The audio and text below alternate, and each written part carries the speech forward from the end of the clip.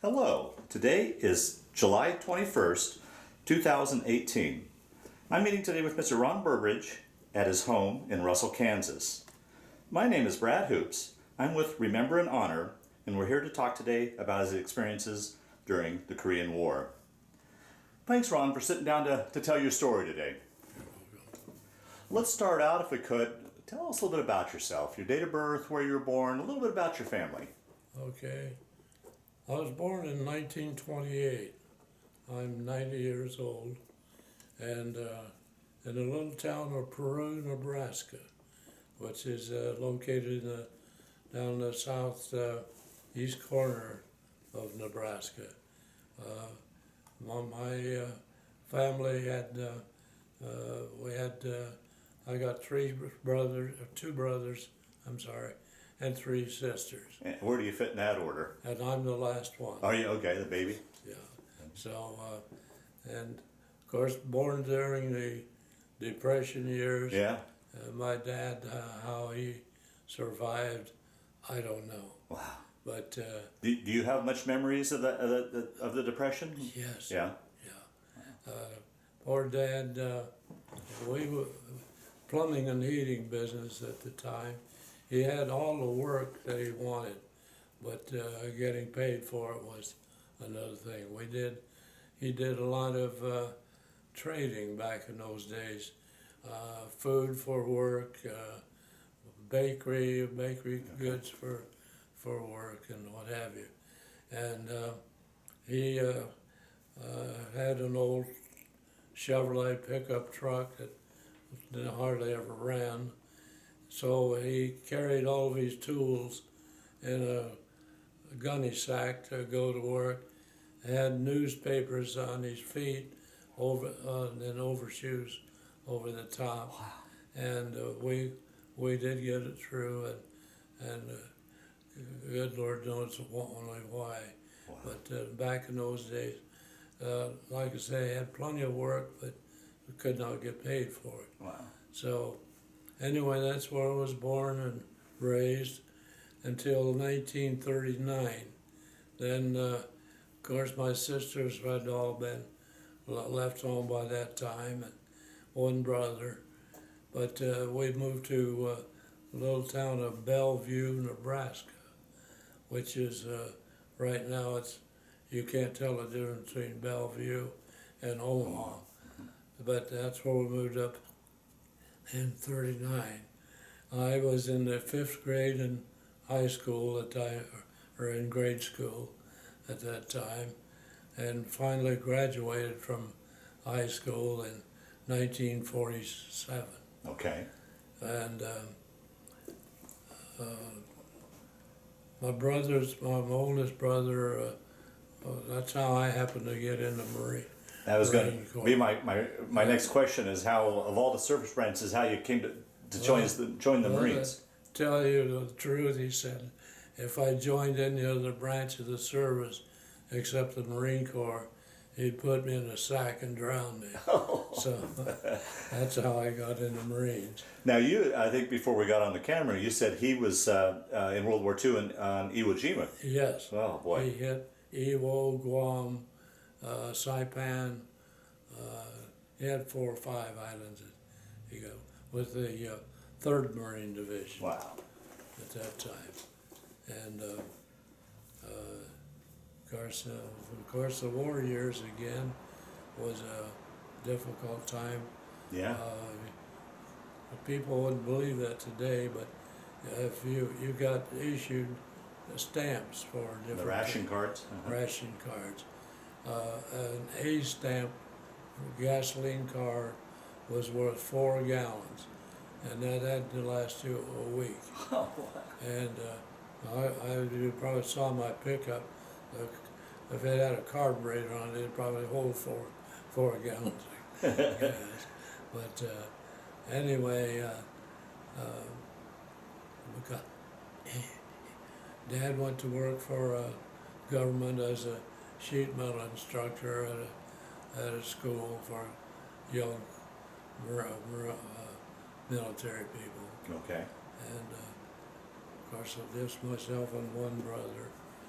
I was at home until my next brother, the middle brother, was drafted into the Army. So I had two brothers in World War II. Wow. Now, I wanted to go, but my mom said no. I had to have permission. Right, yeah, because you're under 17. And she said, no, you've got two brothers in, that's enough. Yeah, your So poor mother. she wouldn't, didn't want me to go, so. So then, how soon after you graduated from high school then did you enlist in the Marines? Was it Well, about 2 years. 2 years? Okay. Yeah, well, as a matter of fact, a year. We graduated in 47. I joined the Marine Corps Reserve in 48. And due to this reason, if you were in a reserve outfit or was going to college or was a sole support of a family, you were exempt from the Marines. So my brother said, why don't you come up and join the Marine Corps Reserve, and at least it'll keep you out of the draft, which it did. Well, I enlisted for 2 years, and I hope I'm not getting ahead of the story, but I enlisted for 2 years, and my enlistment was up on June the 1st, 1950. Oh. So what I did, all the guys said, what do you want to get out for? We had drill nights, of course, and we had summer training and what have you. Said, you come up, you got pretty easy. I think we got $6 a week or something like that. And what do you want to get out for? So I signed up for another 2 years. And June the 25th, Right. all hell broke loose in North Korea. So well, it was just I think in August we were activated, and in September on the way to Korea. I'll be darned.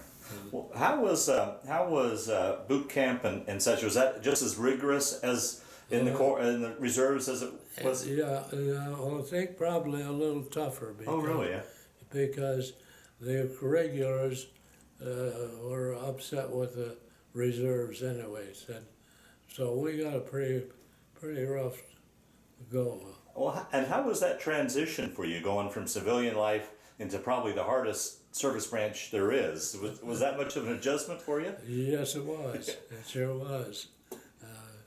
I don't know just exactly what to say, but yes, because except that I'd had a couple of summer camps and 4 or 5 nights a week a drill, but it was quite a.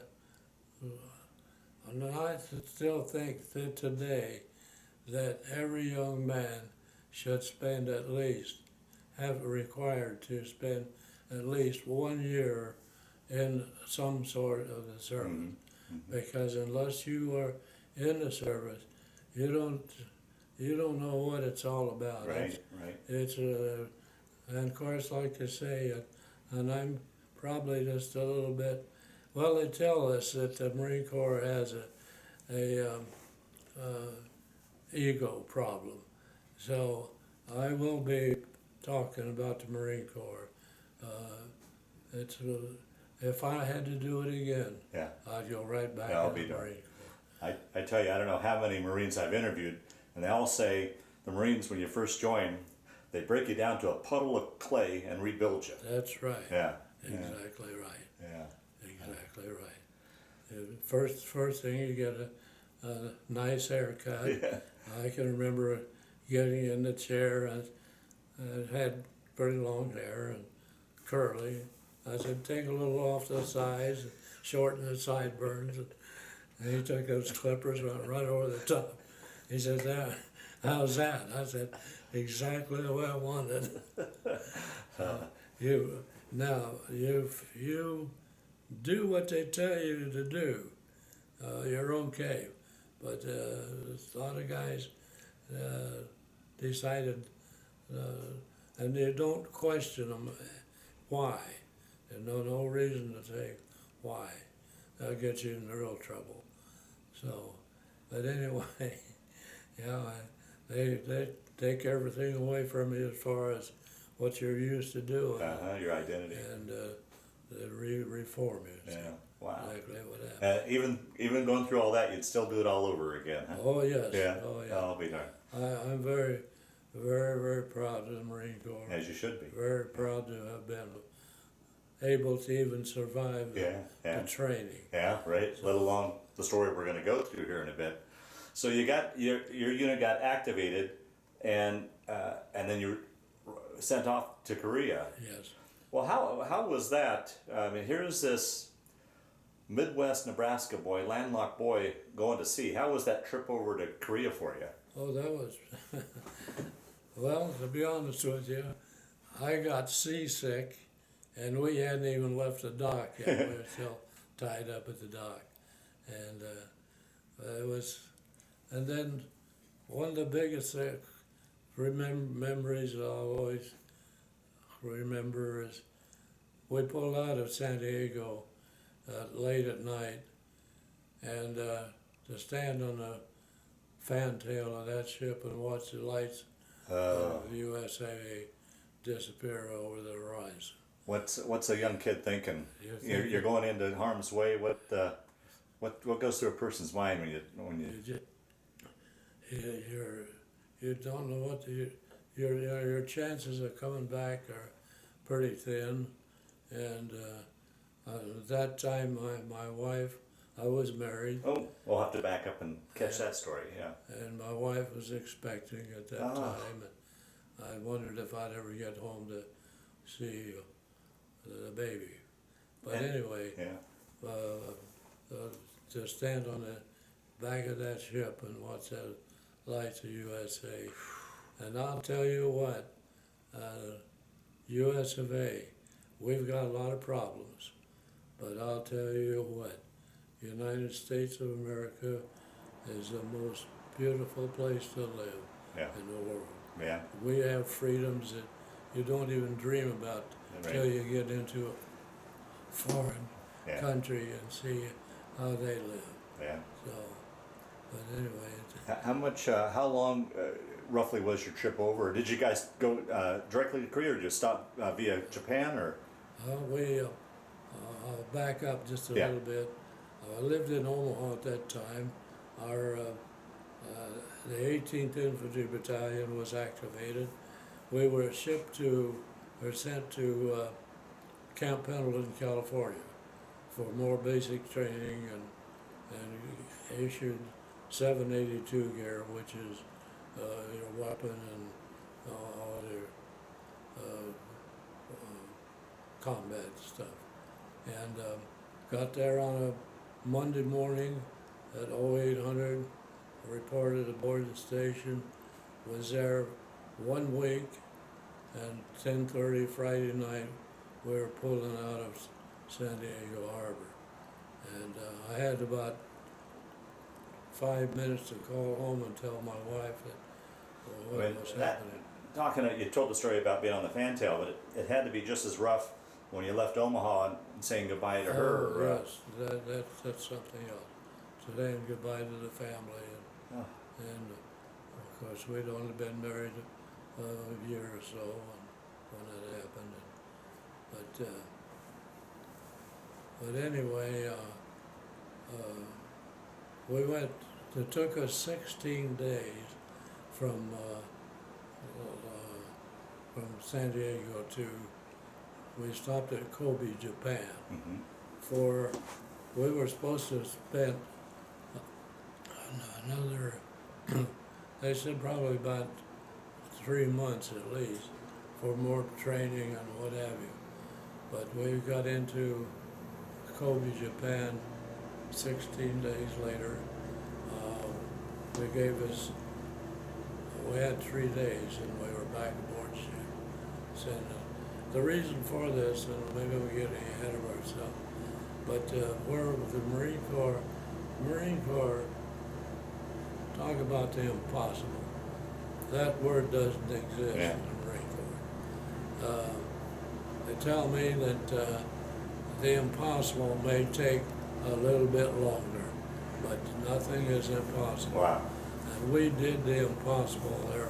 We landed at Inchon, Korea, where the tides were severe, in and out, only long enough to, well, the Navy didn't want to do it because the tide there wasn't in long enough to unload troops and supplies, and they're afraid they're going to get their ships setting in the mud, and they did.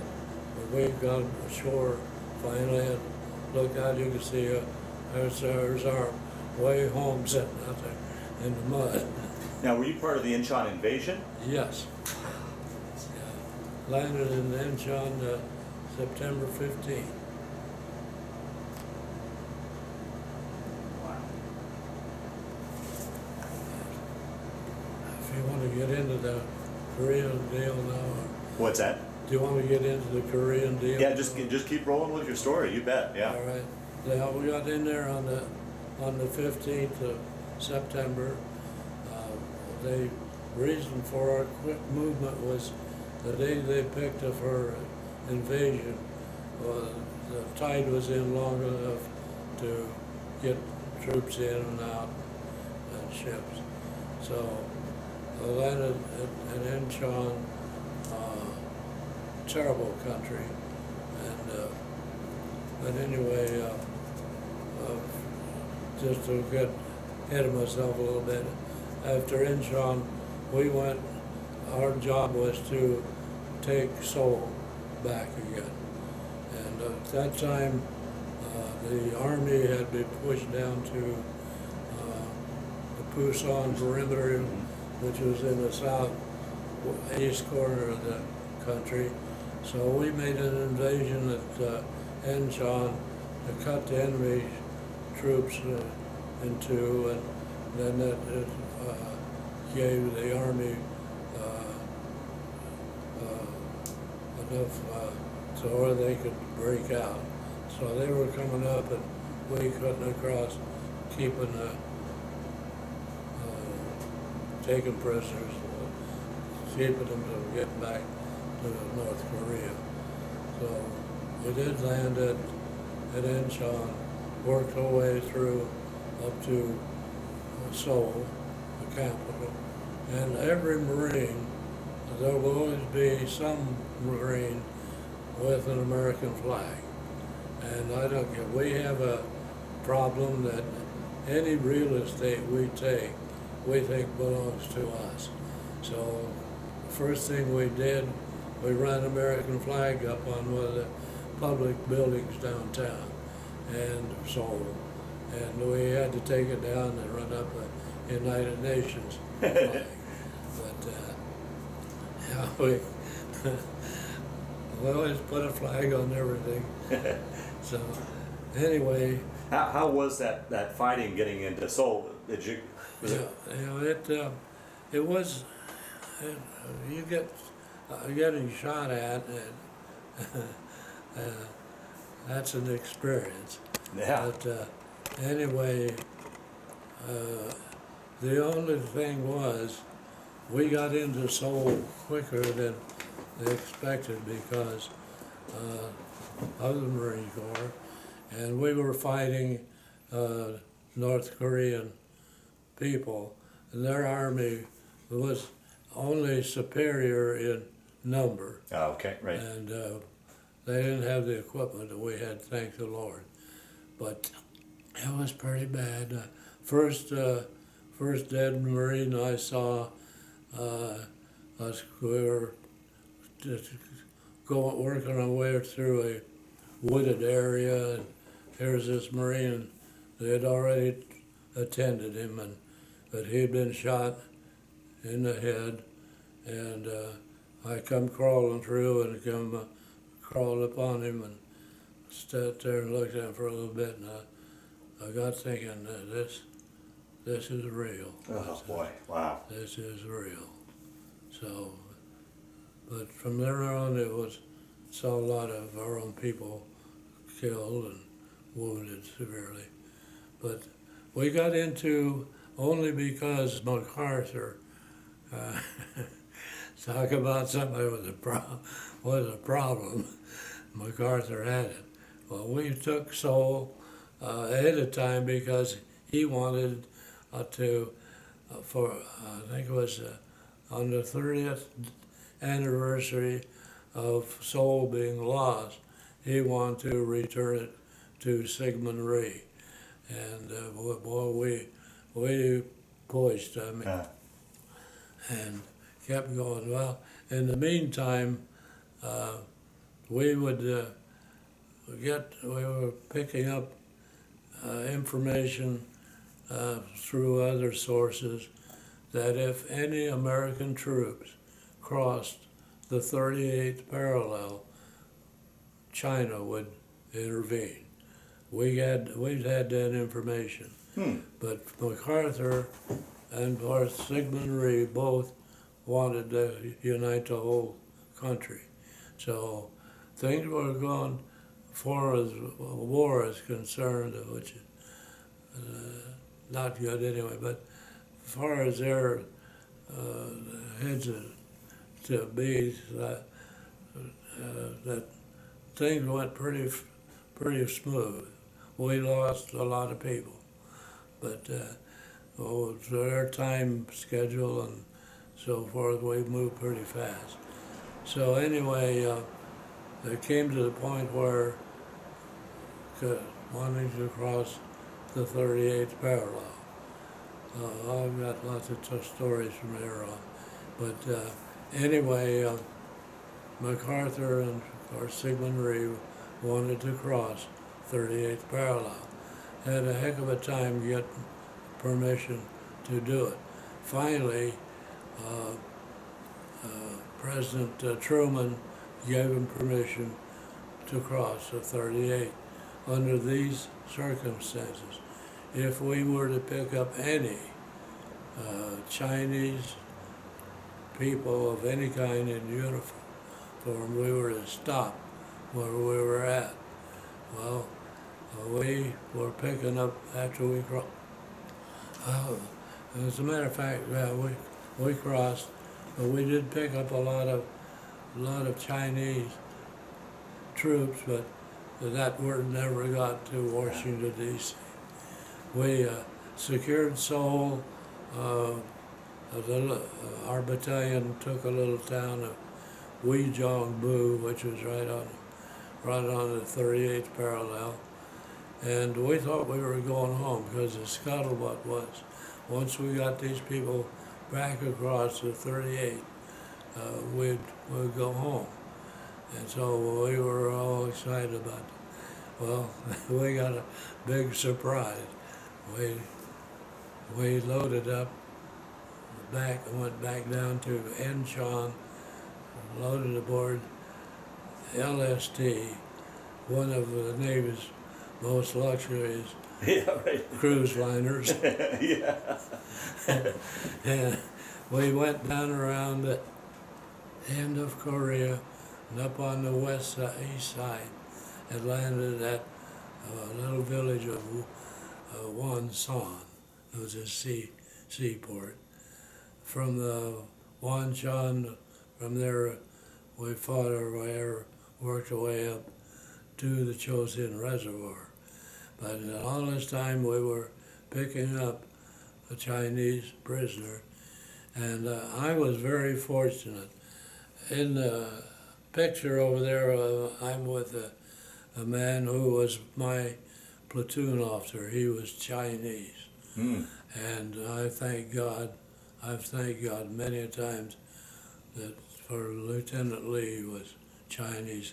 He could speak Chinese frequently and understand their words.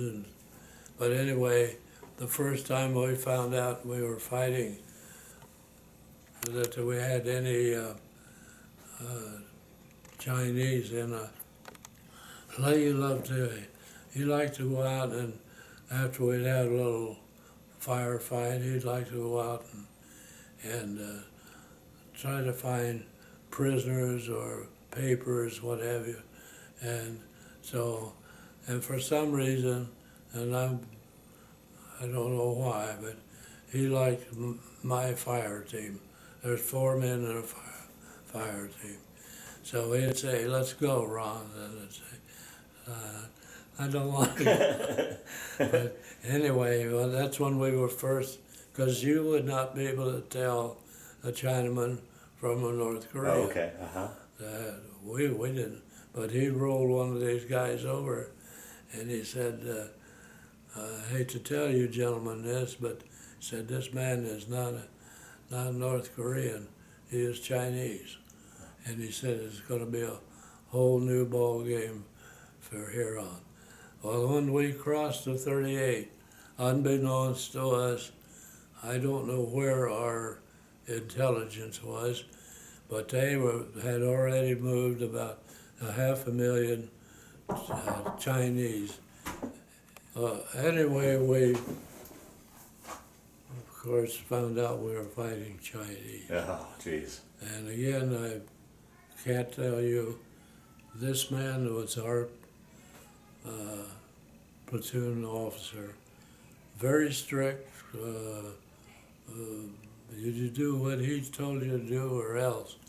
I can remember us being out on patrol, and there was another squad or platoon up on the hill, up higher, and they were pretty well silhouetted against the skyline. And Lee, it wasn't his platoon, but he was very upset over that. And he turned around and said, "If I catch any of you guys exposing yourself like that," he says, "I will shoot you myself." Wow. And he meant just that. But anyway, so from there on, things we would run into a little skirmish, and it'd be Chinese. We were fighting our way up to the Chosin Reservoir. Let me interrupt you real quick, Ron. Tell me a little bit about your living conditions. Where were you guys sleeping? How was the food? What was life like as a grunt out on the front lines? All right. There is a picture over there that you might want to get. Yeah. Okay. In the frame. Okay. That shows me in front of the accommodations that the government furnished. Okay. We each man carried a half of what we call a 2-man tent. Each was 2 men in a hole, and we'd dig a hole if we had time, then we erect our little tent over the top of it, and slept in a slept in a hole most of the time. The reason I'm laughing is because at Weijongbu, we were relieved by the Army. And of course, the military service, well, when they're all together, they work as a team, but we like to tease each other. Yeah, right, yeah. And anyway, we called Army personnel doggies. So when they come in, well, they had all the new equipment, all kinds of gear, and we always got all our old stuff. And anyway, we were dug in a hole and barking at these guys. One little guy turned around and looked at us. The little guy said, "Okay, you son of a gun, go ahead and bark like dogs." He said, "You sure as hell live like them." So, but anyway, it's just a little guy. But anyway, we back up north. What they were doing, unbeknownst to us, except for Mr. Lee, he knew what was happening. Said they were pulling us into a trap. What they're doing, and because they'd appear and cause a little problem and then be gone. And so all of our officers felt that things weren't not going like they're showing they are. But it sounds like higher up, the intelligence was a complete failure as far as. Yeah, they did. Yeah. Because they put over 500,000 troops in North Korea without us knowing it. So the first time I was on the way up, they had never fought the Marine Corps before, the Chinese, and they were testing us to see what they would do, what we would do. And I have a book at home on, was written by a Chinese officer, and said, found out that the Marine Corps was a little different than any other military that had ever fought. Said that those son of a guns may fall back, but he said that they dig in and stay. Said, he said they didn't have that problem with other situations. But we caught hell one night, it was really bad. They were testing us to see how much we would take. And I forget now how many thousand troops. This was on the way up to put in our way to see if they could stop the Marine Corps. And they couldn't. Wow. Didn't do any good. Wow. So, What's it like? I mean, for particularly people like me, which is probably 99% to 99.9% of our population who's never been in battle. I just can't imagine what that's like. I mean, I never will be able to imagine because I wasn't there, but what goes through a person's mind in the thick of battle, and what... Well, in my situation, I found out that the quicker you got engaged yourself, the better off you were. Okay. Because if you would hesitate, you'd say, the hell with it. But the best thing you can do is get in right with the rest of them, and that you're so intent on what's out in front of you that you don't have time to think of Okay. what you're doing. But that's the best alternative I know of is to. And I'm going to ask you this question again when we get into the part about the Chosin Reservoir, but I'm also curious. I mean, I look at your situation. You're out in the elements, living in a hole. You're not eating well. You're not sleeping well. Hygiene's terrible. I mean, any one of those things could knock a man down, but you've got all those going against you on top of the stress of war. How do you think you made it through that? I mean... Well, the only one answer I can give was the Marine Corps training. Is that right? Yeah. Yeah. Boy, I mean, everything you can think of and things you can't think of, you go through in the Marine Corps, and now for you understand why. And you all became so close to each other that you're more concerned about the guy next to you. You're Wow. always concerned about him. So it's just that camaraderie Gotcha. the Okay. Marine Corps has, Okay. and just a tough training. Yeah. Okay. Okay. So, but And how was it? You guys are moving. Back then, we didn't have cell phones and computers and such. So communications was bad. Was mail able? Would mail get up to you guys? How were you hearing word about what was going on back home, or news in the world, or how the war was going? Of course, your mail was, you never knew when you were going to get mail. And when you do, you'll probably get a lot of mail that was written after some of the other important stuff. But no, they did try to keep mail. Oh, did okay. That was a big morale booster was mail call. So that they did. I just don't know. I could go on and on about situations.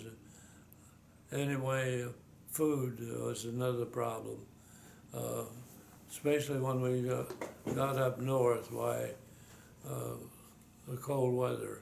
Our food was, water was frozen, food was frozen. You got hit and lay for any length of time. You froze. Oh, jeez. And I have to admit, though, that the frostbite and freezing had it had an important thing too. You got wounded severely, your blood would freeze. Okay. Before it. So there was a lot of people, a lot of lives saved because of the cold weather. But no, lived in a hole. There was only one time, excuse me, there was only one time that I slept in a enclosure of any kind, and that was the night my daughter was born. Oh, wow. And how did you get word on that? Did you, and how much later did you get word on that you had? It was several weeks. Oh, jeez. Yeah, feel free to get a drink. It was several weeks later. Wow.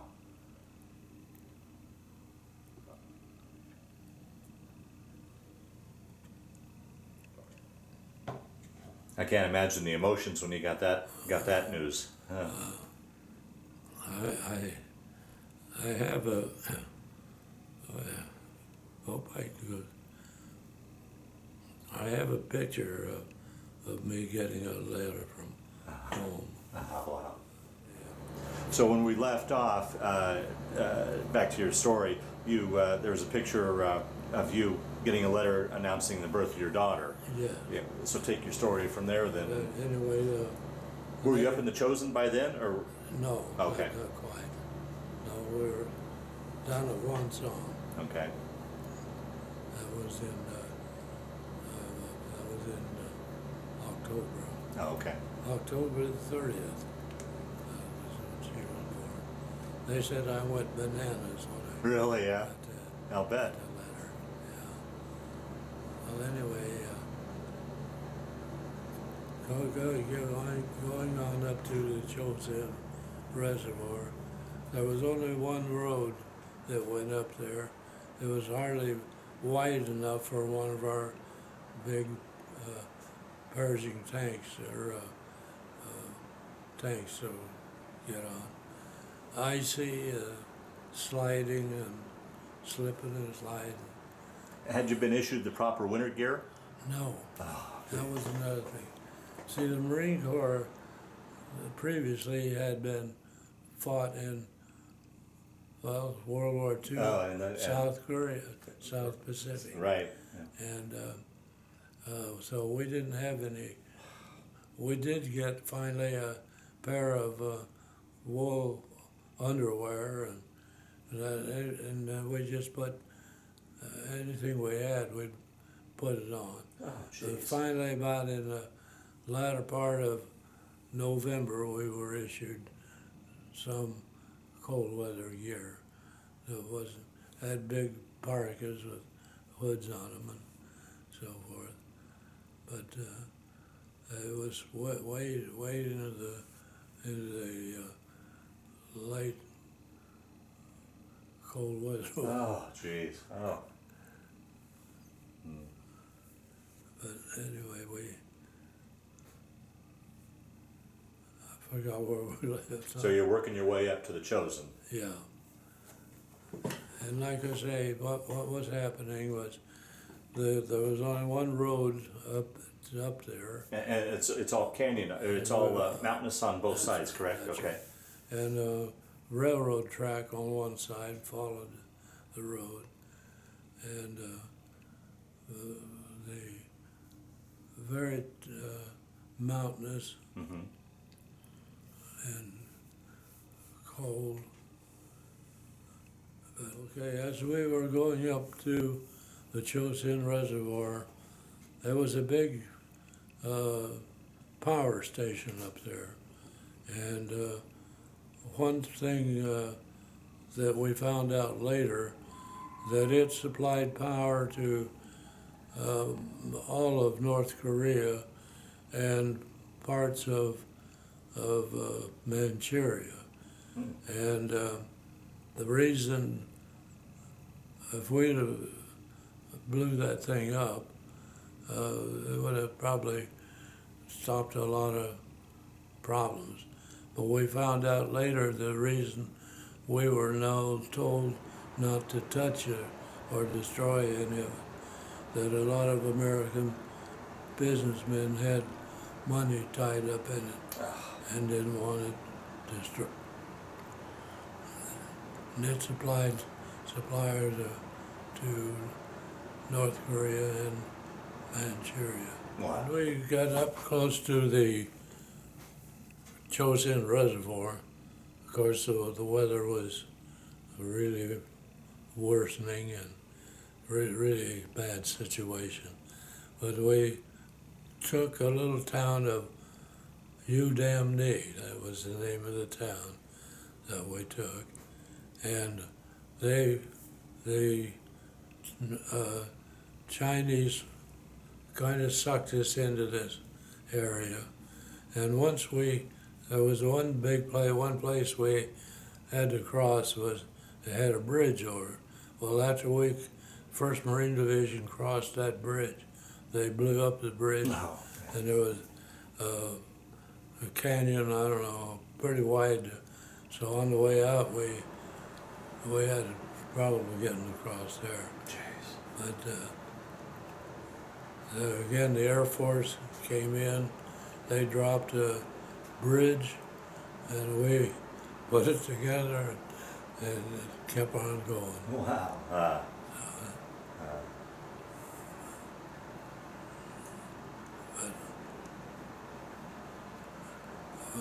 We were outnumbered probably 10 or 15 to 1.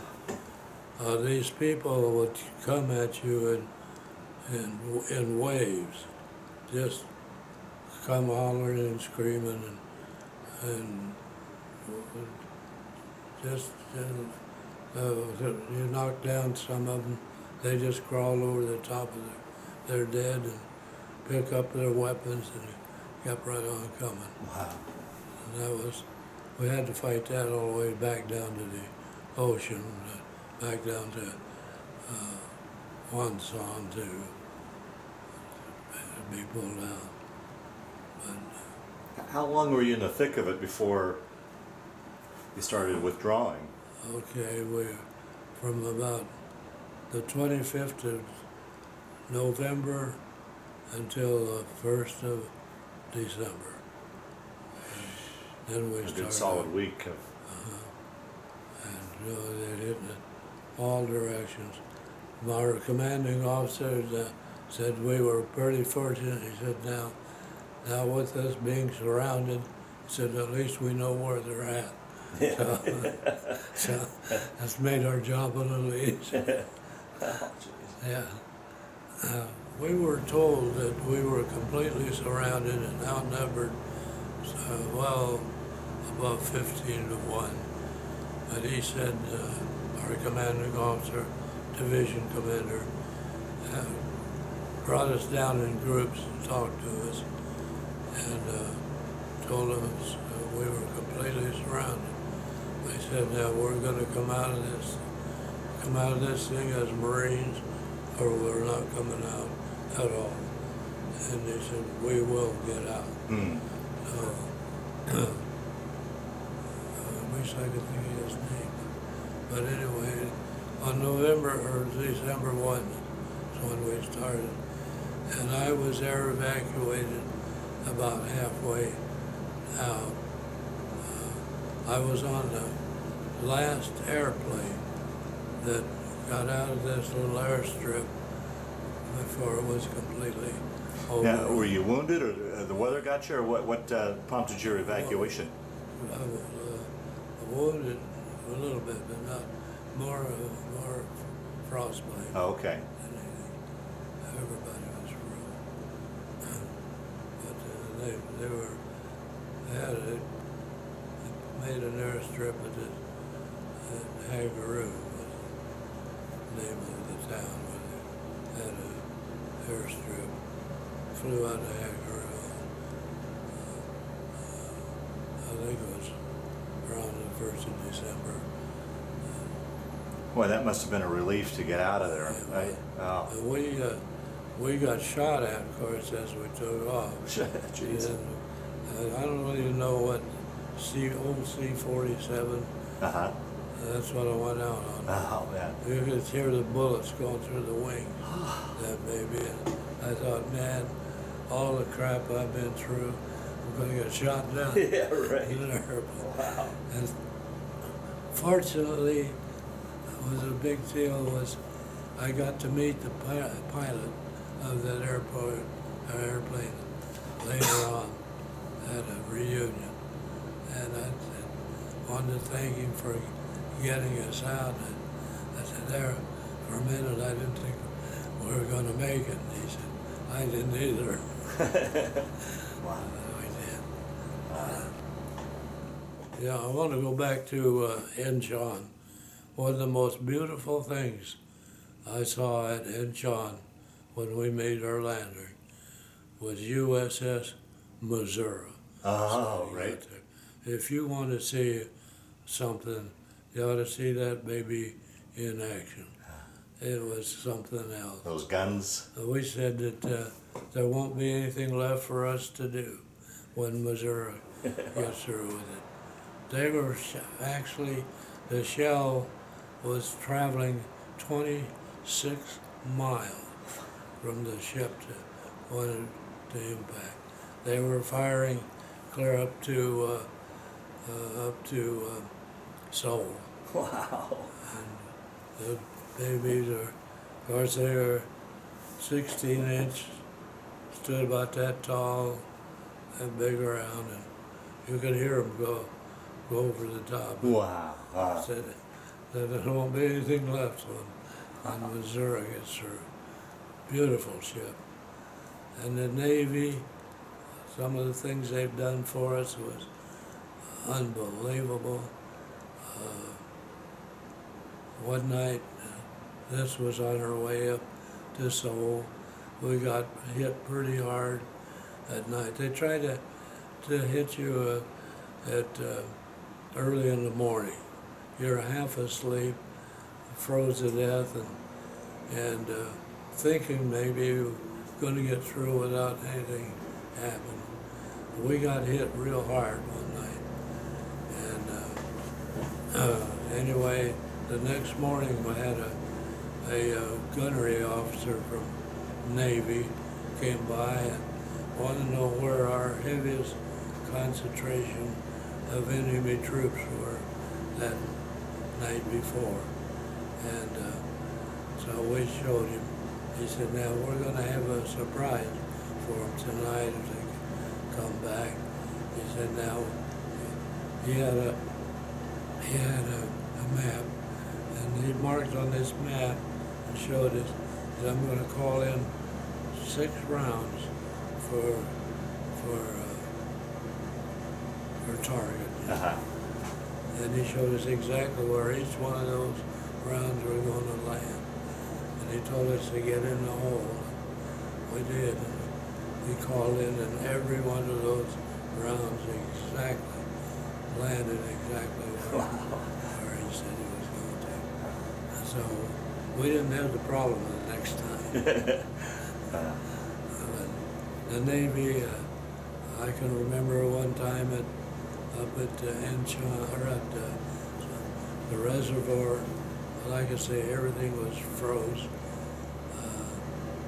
The Navy had one too far offshore from us. They baked a bunch of fresh bread and airdropped a lot of fresh bread. Oh, wow. And it was like eating angel food cake. So they're more than a lot of the Marines I talk to say, oh, the Navy's just the Marines' taxi service, but they that's when they're not, but when they're together, it's a whole Yeah. new ball game. We said they say the Marine Corps is a part of the Navy, and I said yes, it's the men's part. So they don't like that, but you'd think they would really have a problem. Yeah. But and the Navy pilots, fighter pilots, boy, I'll tell you, they were something too. Mm. Of course, the Marine Corps had their own. We had our own Air Force. Right. Too. I do want to comment a little bit about our platoon commanding officer. He was Chinese, born and raised in America, could speak and talk Chinese fluently. Very, very smart man. At night he would leave us and try to get close to front lines so he could hear what the Chinese were doing. And lots of times they were planning to attack us and expecting to be a surprise, but Lee would come back and had us all ready to go. But anyway, and this was on the way out of the Chosin Reservoir, and due to the fact of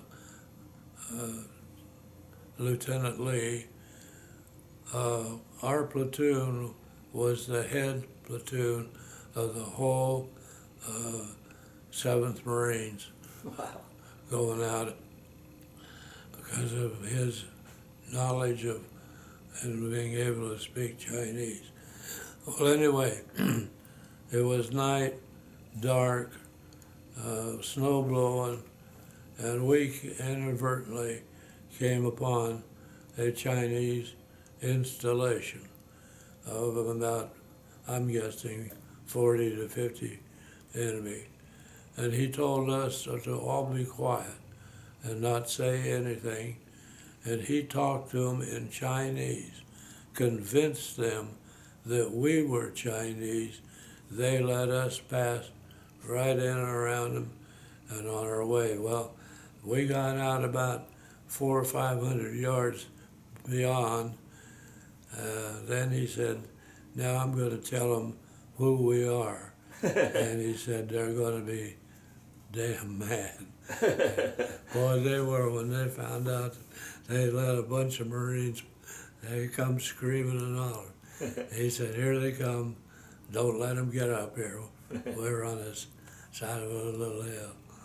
But that was just one of the things that Lee did. He got shot at a couple of times at night, and he hollered back to him in Chinese, tell him, don't shoot, I'm Chinese. And they quit. But very good. I can go back, lots of funny things happen. Sure. Thank the Lord. I'll go back down to Seoul. So you were evacuated back? Are you a different story, or are you being evacuated back to Seoul? Different. Okay. Uh-huh. Anyway, we're taking Seoul, Korea. We're on a dirt road and started getting mortar fire on the road. And of course, we all scattered. My fire team, we dropped in a ditch along the side of the road. And then when they called all clear, we got shot at every time we moved. We couldn't get out of this ditch. Thought we'd probably I really did, I thought probably spend the rest of my life there. But anyway, laying there out of water, hadn't had anything to eat for a day or so. Hot. The temperature in South Korea is about the same as here in the States. We had a lot of warm days in September. But anyway, laying there wondering what what we were going to do. And all of a sudden we heard this noise coming up the road. It was one of our big Patton tanks.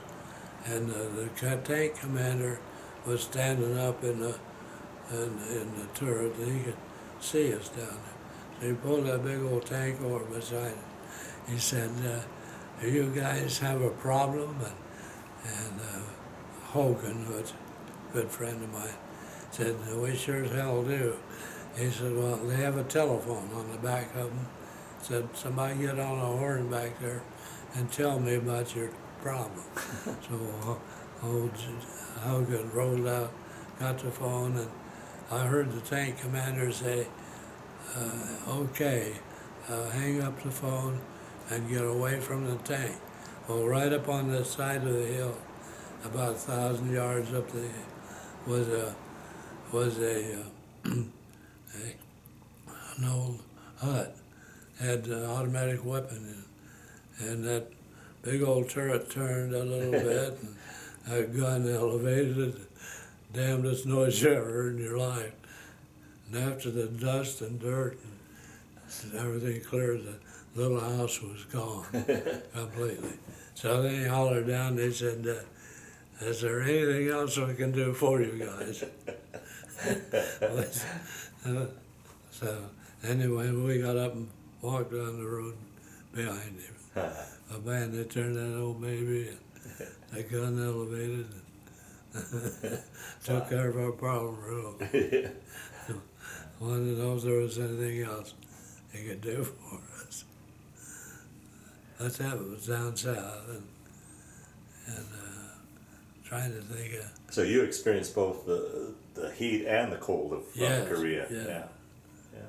Yeah, at least in the summer months, or when we were south, if you had a chance to sleep, you could. But up north, you didn't dare go to sleep. Oh, boy. You go to sleep. As a matter of fact, we had people come around every so many minutes to see if you were awake. You go to sleep, you're liable to not wake up. Right. So, but it was quite an ordeal. So I will say something else.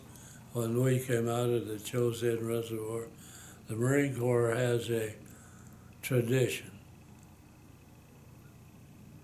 We do not leave any prisoner, anybody wounded. All the wounded that get hurt, we're going to get them. And when we came out of the reservoir, we brought every dead Marine. Wow. We could, truckloads and truckloads of dead Marines, tied on the sides of vehicles. But we do not leave any dead or any wounded. A good friend of mine got hit in the stomach. Now, I have a tough time saying this. He got hit in the stomach pretty bad, and one of my buddies said, "Let's go get him, Ron." So he and I crawled out to get him, and here he was laying there, and he looked up at me and he said, "God, Ron, don't leave me." I said, "We're not going to leave you. We're going to get you." Wow. Well, the bad part of that story was that we did get him to we got him to an aid station, but that night that aid station was overrun by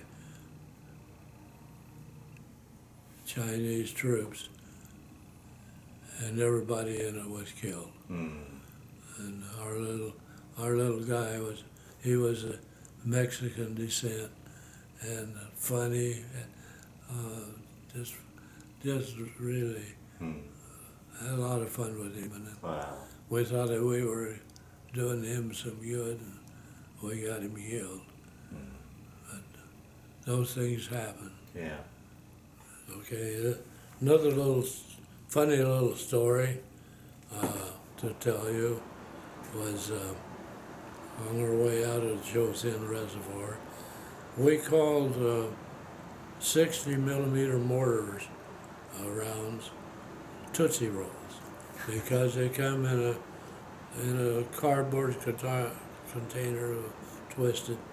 So our platoon officer called for an airdrop of Tootsie Rolls. And here the person there came, big old supply plane over the top of it. Parachutes came out, crates coming down, said, man, here comes our Tootsie Rolls. And guess what we got? I got Tootsie Rolls. Oh, actual Tootsie Rolls. Yeah. We were a little bit disappointed at first, Yeah. but if you recall, back in those days, a Tootsie Roll was about that long and serrated in little pieces, about the length of your, and we would take our bayonets and chop them up in. It was actually a godsend. No two ways. We could stuff our pockets full of them. They were easy to carry. Get them chopped up, put them in your mouth and melt. It actually turned out to be, but we finally did get a load of Tootsie Roll, a real thing. But there, came down over the top of us, man, there's our animal. It was Tootsie Roll. So that's been a big laugh for anybody that was up in North Korea at that time. Heard about. Very good. How was it when you were encircled at the Chosin? Were you almost all out of supplies as far as ammunition and food both? Right. The only way, of course, was when the weather was decent airdrop. That's how most everything got. Was weather good enough for them to do airdrops, or? Some weather wasn't, but they did it anyway. Wow. The Marine Corps, especially. You couldn't even see the airplane, but you could hear him up there. Wow. Oh, yeah. And then I've got one real story to tell you. Might show that. Yeah, what we'll do, we'll record that at the end of the interview. I'll focus in on it and you can describe it. Okay. Yeah. But anyway. So, let's if you're still up for it, let's take your story then. So you're evacuated out. Where did you get evacuated to? Well, I flew out of Peru down to Hogmanay, which was a big evacuation, and then from there flew in from Peru or from Hamhung to Japan.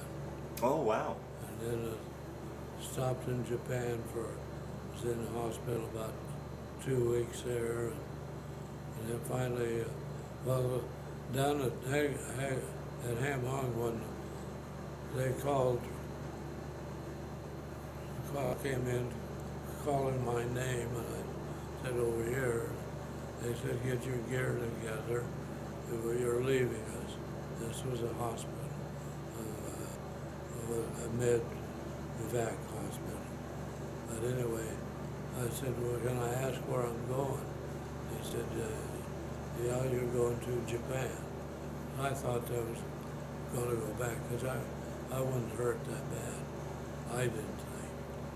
But anyway, wound up in Japan, was there for a couple of weeks or better, and then flew to Oakland, California.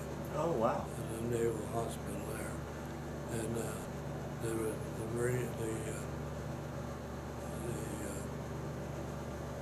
Red Cross had facilities for us gave us 3 minutes to call home.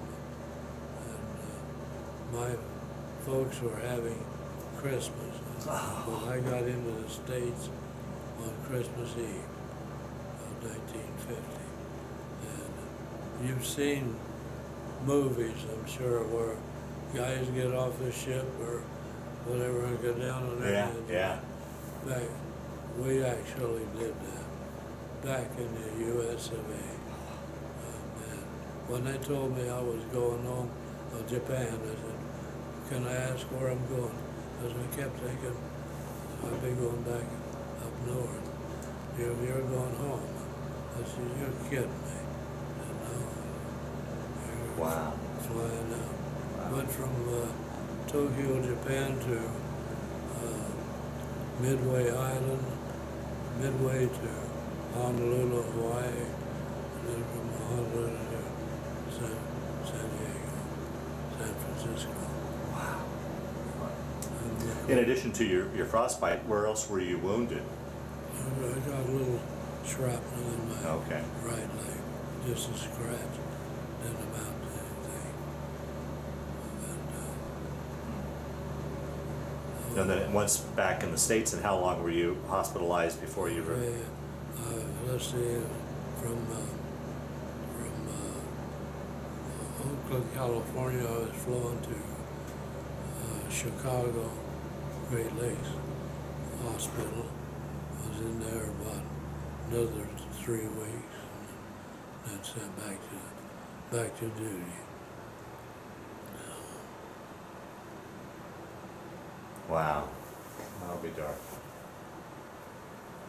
What was it like being over in a war zone, and the next thing you know, you're back in civilization? That transition back there must have been very strange. It was. I mean, just to be in a bed again, and Yeah, it was unreal. Couldn't believe it. Of course, went from Hangnam to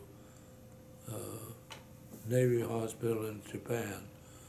Clean sheets, yeah, bed, and I'm a chocolate fanatic. And one of the guys had some guys who were ambulatory, and they could go over to the PX. Wanted to know if they could get me anything. I said, yeah, get me a carton of Hershey bars and a carton of I forget what the other one was, but they brought me a couple cartons of chocolate and milk. Oh, man, there was something else. Couldn't get enough milk. oh boy. So glad to get fresh milk. Mm. And then any little noise would bother you. I know. Is that still the case through your life? Yeah, it's pretty much so. Yeah. Now, I'll tell you a good one is like just a couple of nights ago we had a pretty good thunderstorm, and that'll bring back memories. I imagine like 4th of July celebrations do that as well. That's another one, yeah. Yeah. But a good thunderstorm, because you'll see the flash, and then you'll hear the thunder, and just about the way it happens. And For us civilians, that kind of can give us, to watch a thunderstorm would kind of give us an idea of what. You'll see the flash from the lightning, and then there was a couple of strikes that landed out here pretty close, and you got to be careful, because and then especially after I talk a little bit about it, bring it back over. Yeah, well, I apologize for that if that's caused you many troubles. Yeah. But anyway, if you have something else that you... So then once you got back to the States, were you medically discharged then, or did you recover and have to finish out your enlistment, or take your story from there then? Okay. We finished out my enlistment. I was transferred from Great Lakes down to Pensacola, Florida, and then from the Pensacola, Florida, we were transferred back up to Camp Lejeune, North Carolina, and put in the 2nd Marine Division. I was in the 1st in Korea, but the second one, they were, of course, right after World War II, same way after World War I. First thing we did was downsized, everything. Marine Corps was cut less than half of what they were on full strength. So they were now trying to build it back up again. So they wanted a lot of combat people experience in this new division they put together. So then from there I was transferred down to Puerto Rico. Yeah. Now, did your wife and daughter follow you with this whole time? Yeah. And I guess we need to back up too. Talk about that. The first time you finally saw your daughter. Okay. I have to tell you about that. That was an experience. Got leave at Chicago, and had a heck of a time getting home. Went down, got on to get a train, and I was waiting for them to announce the train departure, but they didn't at that time. You had to read the board to see what time the train left, and I missed the first train back to Omaha. So I had to wait another 4 or 6 hours for another train. Got into Omaha, and I hailed a cab to go to home, which was probably 15 miles from a train station. He had a flat tire on the way home. I was fit to be tied, but we had to wait for somebody to come and change the tire. And I finally made it home. It was 2 or 3 o'clock in the morning. And of course the first thing I wanted to see was Diana. And there she was in a crib. Just about, couldn't believe I was home. Oh boy, wow. Took a lot of realization to figure out I wasn't going to get hurt anymore. Right. Oh boy. Oh. Now through, and then you had various transfers. Now, was there any thought of staying on and making it a career, or were you just going to do your enlistment and get out, or? Well, of course, at that time, they were trying to build up the Marine Corps. Okay. So they offered you a pretty good sum of money back in those days. Yeah, right. I don't know, it was a couple, $3,000 if you re-up. And I considered it, but then I got thinking, my God, the transferring, man, you didn't know how long you were going to be anywhere. And with Diana, this brand new baby, I said no. Yeah, fair enough. But I could. My brother was a little disappointed because he thought I should have stayed. He did. He retired 30-some years. But I didn't want to home. And at that time, a lot different than now. The lower NCOs, you paid your own. If you were a family, you paid your own way for the family. Oh, really? Oh, yeah. jeez. And you lived off the base. You had to rent an apartment or something somewhere. They had no housing on the base. Wow. But now it's a whole new ballgame. Yeah. So with all the moving and expenses, Yeah, fair enough. Yeah. I'd probably not do it. Yeah, right. So you got out and then returned back to Omaha area then? Yes. Yeah. Okay. Then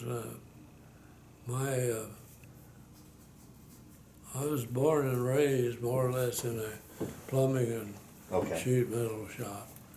So when I got back out of the Marine Corps, I went back to school. I got an engineer. I don't have a degree, but I got a engineering whatever certificate. Did you use the GI Bill to do that as well? No, I didn't. Oh, you did it? No? Did it on my own. Oh boy. Yeah. And I worked for a company as a mechanical engineer for a long time. And then we were offered to go in the motel business with my wife's folks. We bought a motel over in Des Moines, Iowa. Had it about 10 or 12 years, and then we bought another little motel down in, I don't know whether you know, Medicine Lodge, Kansas. We were down there for 10 or years or so, too, until I retired. So how many years were you in the hotel business then altogether, roughly? From about 63 to oh gosh,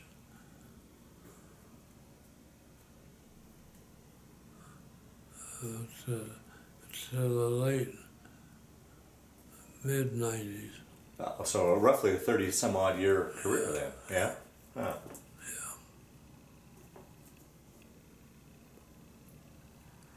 Well, I want to back up one question in regards to service, and then we'll finish out your story here. What about the rest of your unit there in the Chosin? Everybody, everybody get out okay, or did you lose people, or what happened to your unit after you got evacuated out? Okay. Up at the Chosin Reservoir, my company strength was somewhere around 240 people. Our actual head count, when they loaded aboard ship down at Wonsan, was 26. Oh. Yeah. Jeez. But that included not only dead, but wounded. Yeah, the wounded. Wow. 26 was our head count. I couldn't believe it when they was told that. Wow. Through the years, did you guys keep in touch with each other, have reunions, anything like that? Yes. Yeah? Yeah. The first reunion I had, one of my buddies, I joined the Marine Corps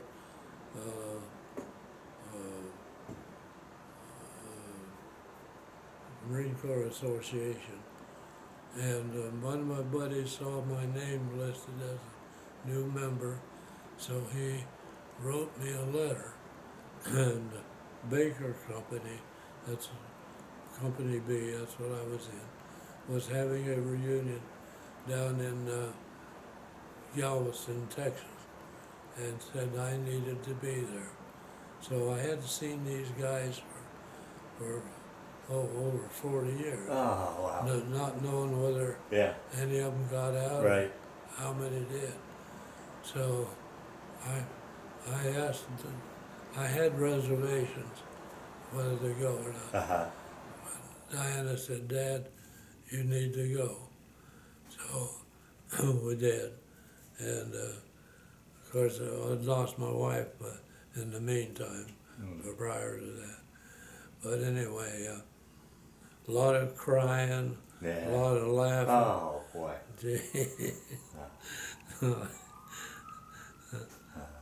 Wow.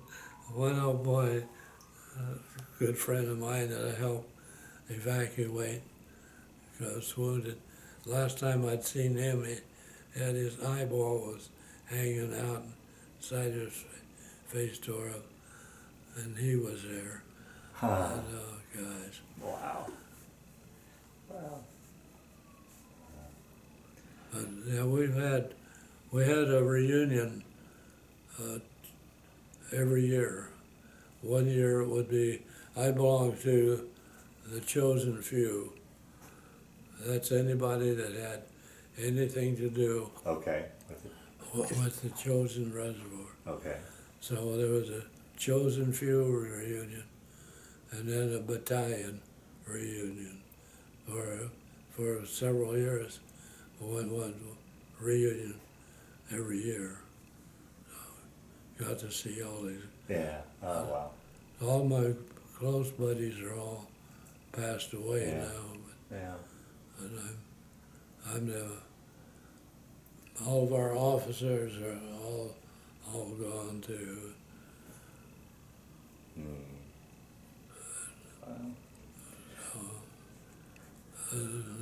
Well, let's close down. Talk a little bit about family, and we'll wind down this interview.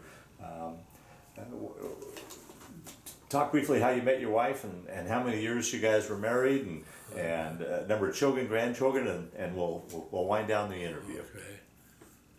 All right.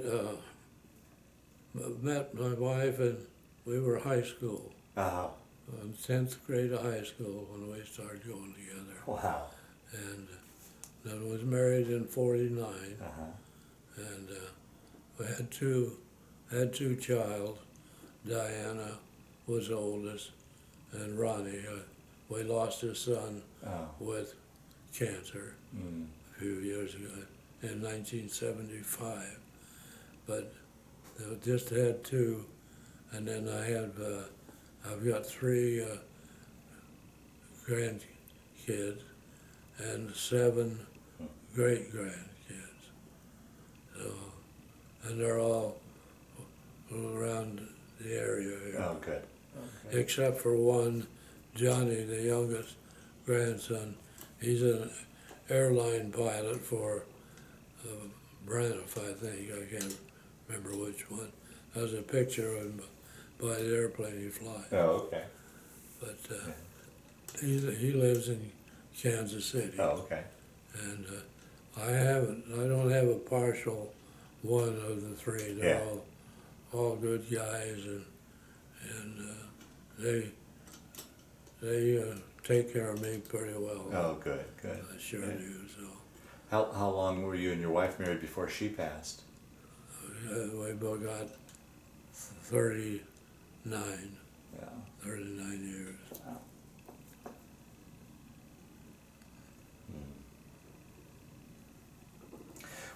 Well, Ron, as we kind of wind down the story, I know I only got probably the tip of the iceberg to your story, but is there anything I didn't ask you that you wanted to talk about, or any of the stories that have kind of floated to the top, so that ideally we round out your story as best we can, or do you feel comfortable that we got most of what you wanted to talk about today? Well, I think we got. I'll probably think of more when you. No, that always happens. Yeah. But, it was quite an experience. Like I said, it was a hard thing to stand on the aft end of that ship and watch USA disappear over the horizon. That'll give you, in a situation like this. Of course, a lady friend of mine, we lost our partners about the same time, and she and I traveled all over the world. Oh, wonderful! Did you ever get a chance to go back to Korea? Yes. Oh, you did, yeah? Okay, there's another. Oh, good. There's another one. I have never been treated so fine in any country than we did in Korea. The Marine Corps put a return visit together in 2000, which was our 50th year.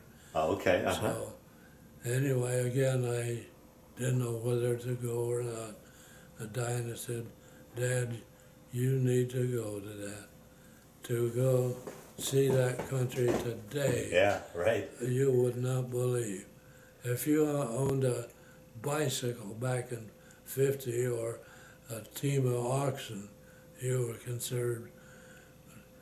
The little road from Inchon to Seoul was just a dirt road, not much more than a cow path. Today, 8 lanes of traffic, Yeah. north and south. Yeah, wow. And the buildings, and then I got to take Laura on a couple of boat rides.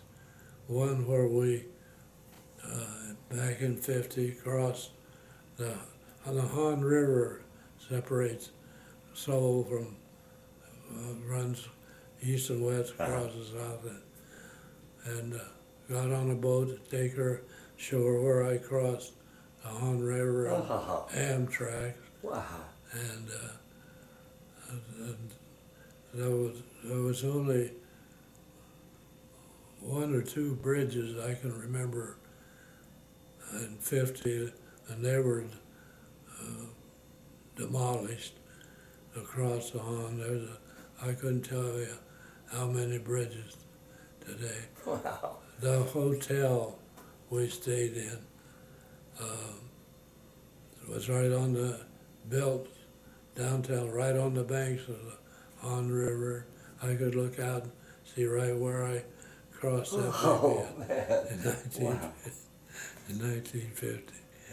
Traded, gee, on another little boat, and they took us out in the bay of Inchon to show us where we debarked our ship, and then turned around in the same spot so we could show Dolores exactly where we went ashore at Inchon. And we landed came into the airport at Seoul, and I told Laura, I said, this can't be. Trying to think of the name of the airport. Kempo? Kimpo. I said, this can't be Kimpo.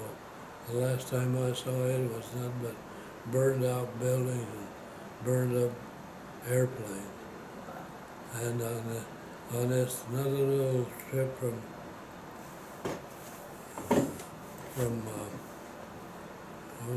went up to, I asked a little girl to be our guide. We went over about 3 days ahead of the group, and asked her if she could get me up to Weijongbu, and she said she could. So we got on a train.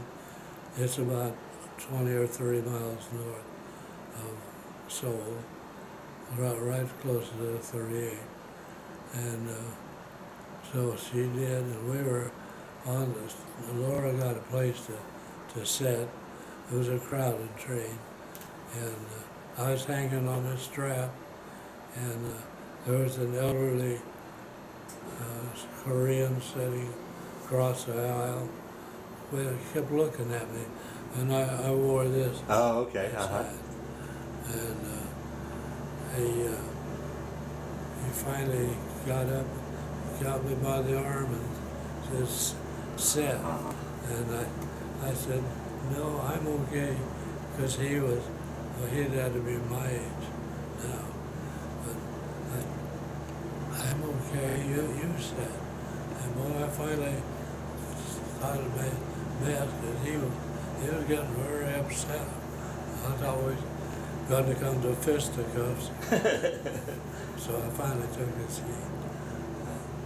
But all the people, we'd be down on the street in Seoul. Of course, we wore, everybody had break for identification. People come up to us on the sidewalk, get down on their hands and knees, and say. And then on the way over to Korea for this reunion, we flew Korean Airlines. And I'll tell you, you cannot believe how I was treated. Wow. On that airplane. We had about a 3-hour wait before our flight time, and the guy behind the counter said, I don't want you sitting down here with the rest of these people on those old hard seats. Give me a pass to the executive lounge upstairs. Wow. So it was quite a humbling experience. Well, you must be very proud as a Korean War veteran to see what Korea looks like today. Oh. Because I think there's no better example of what the U.S. serviceman has done for the world than when you look at at South Korea versus North Korea, and particularly if you've ever seen that night shot from the satellite where they have the peninsula pin, and you can see right the DMZ. It's all brightly lit in south, and it's pitch black in the north. That's right. You see a bunch of little light maybe here and Yeah, there. yeah. Well, how do you feel too? You know, the Korean War and the Korean veteran are called the Forgotten War, the Forgotten Veteran. What are your thoughts on that? Has that bothered you over the years at all? It did until I finally got into this program I have. Oh, okay. And yes, it did, because we lost over 50,000 American troops. Yeah, in a very short period of time. It's a short period. Now, nothing, no, don't get me wrong, just war is war. Yeah. But there's Vietnam, how many years it did last. This is stretched out. Yeah. They didn't lose any more than we did. Right. A few short months. It was hell. Really was. And my brother got Vietnam. Oh, wow. And if I'd enlisted the second time, I'm sure I would have wound up there too. Well, the last question I like to ask on these interviews, Ron, as you look back on your time in the Marines, and particularly in your time in Korea, how did it change your life, affect your life, play a role in your life, or you just simply look at it as a chapter in your life? How would you answer that? Well, it will change your life a little bit. It will make you appreciate where you're living. You're living in the best country in the world. And so you get over to Korea or Vietnam, any of those places, see how these people live. Yeah. They go down to a little creek and did their laundry. I don't know what they'd do if you'd have rolled an automatic washing machine down there, and plugged it in. They think it's a tape. Wash the clothes and beat it out on rocks. I have no idea what it's like. How many families live in one little hut? Yeah. Wow. But it makes you, that old USA flag. Yeah. Wow. I'll tell you what. Wow. It still, at some of these ceremonies we go to, it still puts a chill up your back. Yeah. Oh, yeah, absolutely. Yeah. And then, it's like I say, we do have a problem with Marine Corps, but we still think if we aren't the best, we're among the best. Yeah. That's for sure. Yeah. The camaraderie that you get with, there's 40, 50 years later, we're still communicating with. Well, like the old saying, once a Marine, always a Marine. That's it. Yeah. It is. Yeah. Very surely is. Yeah. And the part I liked about it was that we didn't leave any wounded and no dead. Every dead body, and I'm not saying we got them all, Right. but every dead body we could get to, it came out of Chosin with the rest of us. Wow. It's unbelievable. Wow. Well, Ron, I want to thank you for sitting down to tell your incredible story today, but more importantly, I want to thank you for your service to our country. You're very, very welcome.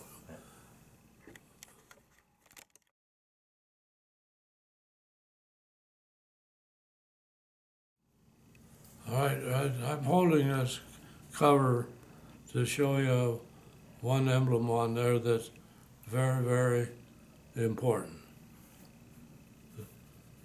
This over here is in North Korea, coming out of the Chosin Reservoir. Of course, the wind blew and it was dark and snowy. Compasses didn't work because of the mountains. We were lost. And snowing hard, blowing. We were in danger of running into several thousand Chinese troops. And didn't know just exactly where we were at, but it was just a little bit there for a minute. The clouds parted, and the most beautiful star you ever saw in your life Wow. appeared. It looked just like that. I'll be darned. Wow. Long tail on it, and our powers that be figured it out that we should follow in the direction of that star. Oh, wow. I belong to an organization called the Chosen Few, and it's made up of anyone who had anything to do with the combat at the Chosin Reservoir. And that is on all of our stationery, letters, everything, to that little star. But the snow just let up a little bit, and the cloud parted, and you could see that star. Wow. So Oh, what a great story. that's. This picture was taken of me in North Korea. If you notice, there was snow on the ground. That was just the beginning of the snow that we ran into. It was up waist deep most of the time. Wow. Like I say, temperatures 30 to 50 below zero. Wow. This was taken of me showing the accommodations, our 4-star accommodation. Yeah, right. That's a government furnished us on our trip to Korea. That's myself by my tent, Wow. and so my pack inside. Two men slept in that. Oh, jeez. You heard me mention Lieutenant Lee, our platoon officer. This is he and I together. He was Chinese. If it wasn't for Mr. Lee, there's a good chance I wouldn't be here today. Wow. He was that good. Wow. He could speak and talk Chinese fluently. I'll be darned.